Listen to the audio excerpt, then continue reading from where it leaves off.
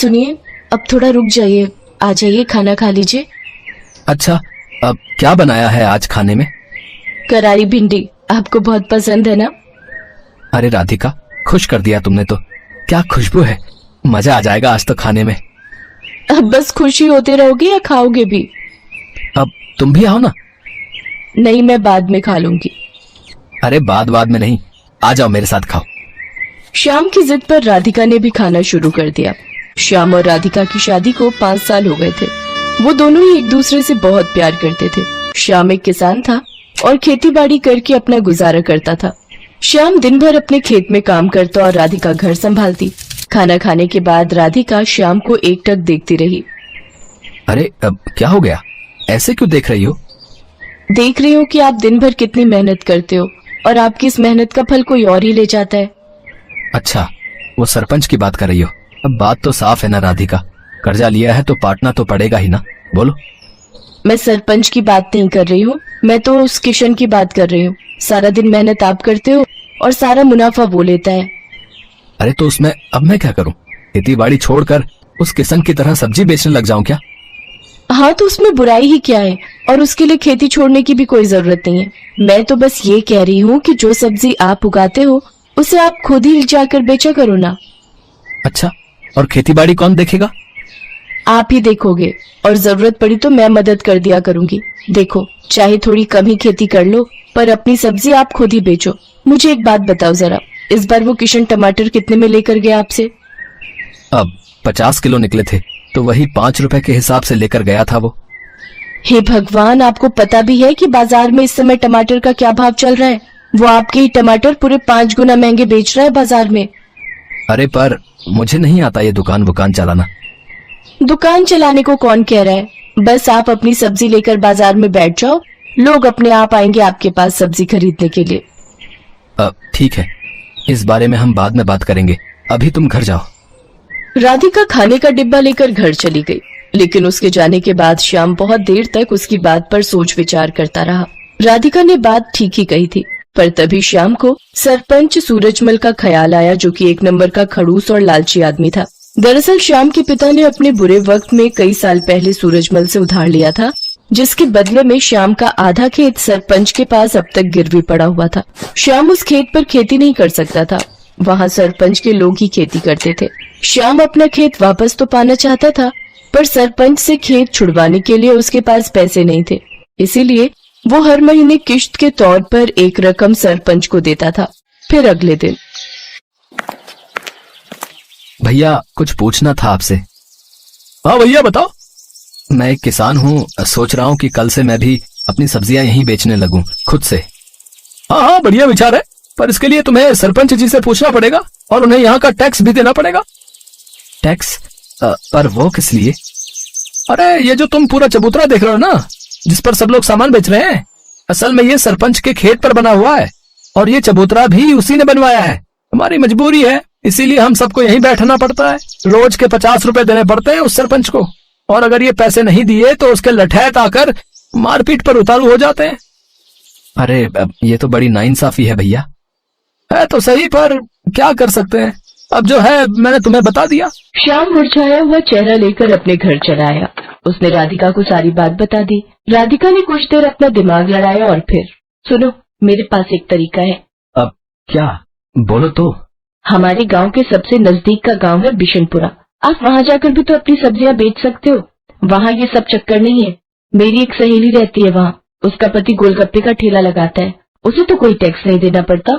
अच्छा, अगर ऐसा है तब तो ये सही रहेगा, लेकिन एक समस्या है, बिशनपुरा तक जाने के लिए कोई सड़क नहीं है, तो मैं रोज वहाँ जाऊंगा कैसे? सड़क नहीं है पर नदी तो है ना। देखो, जिस नदी के किनारे हमारे गांव बसा है, बिशनपुरा भी तो उसी नदी के दूसरे छोर पर बसा है। अब बस आपको एक नाव बनानी पड़ेगी वहाँ तक जाने के लिए, उसे चलाने में भी कोई खर्चा नहीं। श्याम को राधिका की बात भा गई। अगले ही दिन श्याम ने अपनी जमा पूंजी से मोटी रकम खर्च कर गांव के बढ़ई से एक बढ़िया नाव बनवा ली, और फिर वो उस नाव को नदी में लेकर गया। उस दिन राधिका और श्याम बहुत देर तक नाव में नदी की सैर करते रहे। श्याम नाव चलाकर उसे बिशनपुरा तक घुमा लाया। राधिका ने देखा कि वहाँ राशन वगैरह की दुकानें तो थी, पर सब्जी की दुकानें बहुत ही कम थी और ये देखकर श्याम और राधिका की अच्छी कमाई की उम्मीद और बढ़ गई। अगले दिन से ही श्याम अपनी नाव से सब्जियां लेकर बिशनपुरा जाने लगा। वो वहाँ जाता और सब्जी बेचता। बिशनपुरा के लोगों को भी उसकी सब्जियां पसंद आई, क्योंकि सीधे खेत से लाने की वजह से वो सब्जियां बहुत ताजी रहती थी। साथ ही श्याम सब्जियों के वाजिब दाम ही लेता था। तो इस तरह राधिका और श्याम के दिन बहुरने लगे। फिर कुछ दिनों के बाद राम राम सरपंच जी। आ गया तू श्यामू? जी मालिक। सुना है आजकल बड़े नोट छाप रहा है। कहाँ सरपंच जी, बस 2 पैसे बच जाते हैं। मालिक, ये इस महीने की किस्त है। मैं चलता हूँ, मुझे थोड़ी जल्दी है। अरे रुक तो सही, कहाँ की जल्दी है? वैसे दिमाग तो खूब लगाया तूने, टैक्स नहीं दिया। चल कोई बात नहीं, पर अपना उधार तो चुका भाई, जो तेरे बाप ने मुझसे लिया था। अब चुका तो रहा हूँ सरपंच जी, हर महीने किस्त देकर जाता तो हूँ आपको। देख, अब बहुत हुआ। या तो तू मेरे पूरे पैसे एक साथ लौटा, वरना अपना खेत मेरे नाम कर दे, समझा? पर सरपंच जी, परवर कुछ नहीं, 3 दिन का वक्त दिया है तुझे। जा जाकर पैसों का इंतजाम कर, वरना अपना खेत भूल जा, समझा? असल में सूरजमल श्याम से चिढ़ गया था। उसे इस बात से तकलीफ थी कि श्याम उसके बाजार में सब्जी क्यों नहीं बेच रहा है, इसीलिए अब वो उसे परेशान कर रहा था। उधर श्याम को जब कोई उपाय नहीं सूझा तो उसने तय कर लिया कि वो आधा गिरवी रखा खेत सरपंच के नाम ही कर देगा। अगले दिन बहुत भारी मन से श्याम सरपंच के पास पहुंचा। हाँ बता, फिर क्या सोचा तूने? सरपंच जी, इतनी बड़ी रकम तो मैं चुका नहीं पाऊंगा, आप मुझे ले चलिए कचहरी, मैं जमीन आपके नाम ही कर दूंगा। वैसे उधार निकाल कर उसमें से कुछ पैसे बचेंगे क्या? क्यों, बस उधार ही चुकाएगा क्या? मेरा ब्याज वो कौन देगा है? ठीक है सरपंच जी, मैं कल सुबह आ जाऊंगा आपके पास, चलेंगे फिर कचहरी। उस रात श्याम को एक पल के लिए नींद नहीं आई, क्योंकि उसका आधा खेत उसके हाथों से निकल रहा था और अपना खेत बचाने के लिए फिलहाल उसके पास कोई तरीका नहीं था। तभी आधी रात को उसे बादलों के बहुत तेज गरजने की आवाज सुनाई दी। कुछ ही देर में झमाझम बारिश होने लगी। बारिश बहुत तेज थी। पूरे 4 दिनों तक वो बारिश ऐसे ही होती रही और पूरा गांव बाढ़ में डूबने लगा। कचहरी जाना तो दूर, फिलहाल कोई अपने घर से बाहर तक नहीं जा पा रहा था। बाढ़ की वजह से लोगों को बहुत परेशानियां होने लगी।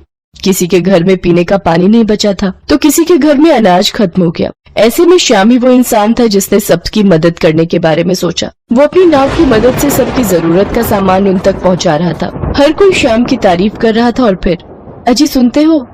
हाँ, क्या हो गया? अरे आपने सुना क्या? सरपंच जी के घर की दीवार गिर गई है।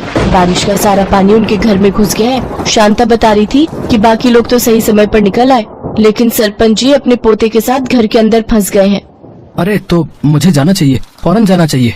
इतना कहकर श्याम ने तेजी से अपनी नाव चलाई। उसने जाकर देखा तो वाकई सरपंच अपने पोते को कंधे पर बिठाए पानी में डूबा खड़ा था। वो चिल्ला चिल्ला कर मदद मांग रहा था। बाढ़ का पानी उसके गले तक आ रहा था, लेकिन श्याम फौरन अपनी नाव लेकर सरपंच के नजदीक गया और सरपंच और उनके पोते को अपनी नाव पर बिठाकर बाहर निकाल लाया। पूरे 3 दिनों तक सरपंच और उसका पोता श्याम के घर की छत पर रहे।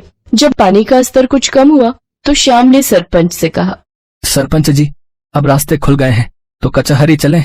बस करो श्याम, मेरी आंखें खुल गई हैं भाई। मैंने तुम्हें और तुम्हारे बाबा को बहुत परेशान किया, पर फिर भी तुमने मेरी और मेरे पोते की जान बचाई। मुझे माफ कर दो। और रही बात उस खेत की, तो वो हमेशा से तुम्हारा था और आगे भी तुम्हारा ही रहेगा। और हाँ, एक बात और, तुम्हें अब गांव में जहां और जैसे सब्जी बेचनी है तुम बेच सकते हो, वो भी बिना किसी टैक्स के। सरपंच की बात सुनकर श्याम और राधिका खुशी से मुस्कुराने लगे। बारिश थम गई थी, लेकिन उसने सूरजमल के मन पर चढ़े मैल को हमेशा हमेशा के लिए धो दिया था।